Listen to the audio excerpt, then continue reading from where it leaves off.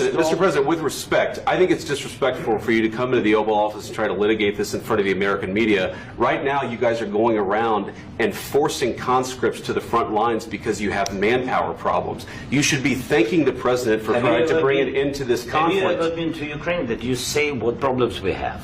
I have been to. Come once. I've actually watched and seen the stories, and I know what happens is you bring them on a propaganda tour, Mr. President. Do you disagree that you've had problems bringing people into your military? And do you think that it's respectful to come to the Oval Office of the United States of America and attack the administration that is trying to prevent the destruction of your country? A lot of questions. Let's start from the beginning. Sure. First of all, during the war, everybody has problems. Even you, but you have nice ocean and don't feel now, but you will feel it in the future. God bless. You don't know that. God bless. You God bless. You will not have a war. Don't tell us what we're going to feel. We're trying to solve a problem. Don't tell us what we're going to feel. I'm not telling you. Because you're in no answering position on to this dictate that. That's Remember exactly what this. you're doing. You're in no position to dictate what we're going to feel. We're going to feel very good. You will feel influence. We're going to feel very good and very You strong. will feel influence. You're right now not in a very good position. You've allowed yourself to be in a very bad position, and he happens to be right about it. From the very beginning of the war. You're not in a good position. You don't have the cards right now. With us, you start having cards. Right now, you don't. You're playing cards. You're playing cards. You're gambling with the lives of millions of people. You're gambling with World War III.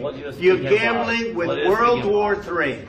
And what you're doing is very disrespectful to the country, this country, that's backed you far more than a lot of people said they should have. Have you said thank you once? This entire meeting? No, in this entire meeting, have you said thank you? You went to Pennsylvania and campaigned for the opposition in October. Offer some words of appreciation for the United States of America and the President who's trying to save your country.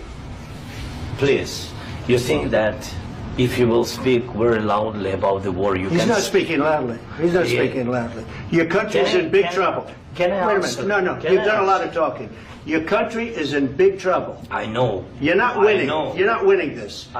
You have a damn good chance of coming out okay because of us. Mr. President, we are staying in our country, staying strong from the very beginning of the war. We've been alone, and we are thankful. I said thanks you haven't in been this alone. cabinet. You haven't been alone. In this cabinet. We gave you, through this stupid president, $350 billion. We gave you military equipment, and you men are brave, but they had to use our military. If you didn't have our military equipment, this war would have been over in 2 weeks. In 3 days. I heard it from Putin. In 3 days. This is something maybe new. Less. In 2 weeks. Of course, yes. It's going to be a very hard thing to do business like this. Again, just say thank you. I said a lot of times to American people. Except that there are disagreements, and let's go litigate those disagreements rather than trying to fight it out in the American media when you're wrong. We know that you're wrong. But you see, I think it's good for the American people to see what's going on. I understand, sir. I think it's very important. That's why I kept this going so long. You have to be thankful. You don't have the cards. You're buried there. Your people are dying. You're running low on soldiers.